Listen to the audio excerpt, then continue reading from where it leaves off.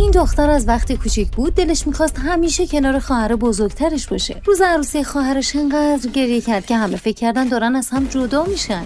فکر زندگی جدا از خواهرشون رو میترسوند. برای همین یه تصمیم جسورانه گرفت. اون فهمید که شوهر خواهرش برادری همسن اون داره. پس یه نقشه کشید تا توجه اون پسر رو جلب کنه. یه روز یهو جلوی ماشین اون مرد پرید. خودش رو روی کاپوت انداخت و جیغ زد و به اون پسر گفت تو بهم زدی، باید مسئولیتش رو قبول کنی. مرد هراسون از ماشین پیاده شد و گفت اصلا به اون نزده. با شنیدن سر و صدا خواهر و شوهر خواهرش اومدن. دختر با ناله گفت تمام بدنم درد میکنه. شوهر خواهر با جدیت به برادرش دستور داد که همین الان ببرش بیمارستان. مرد جوان تحت فشار برادرش مجبور شد دختر رو بلند کنه و بذاره داخل ماشین. توی ماشین پسر با عصبانیت پرسید هدفت چیه؟ دخترم بدون مکث گفت میخوام همسرت بشم. پسر شوکه شد. وقتی پاسخی نداد دختر با چشمای مظلوم و لرزون نگاهش کرد. پسر نتونست در برابر نگاه این دختر زیبا مقاومت کنه و قبول کرد که باهاش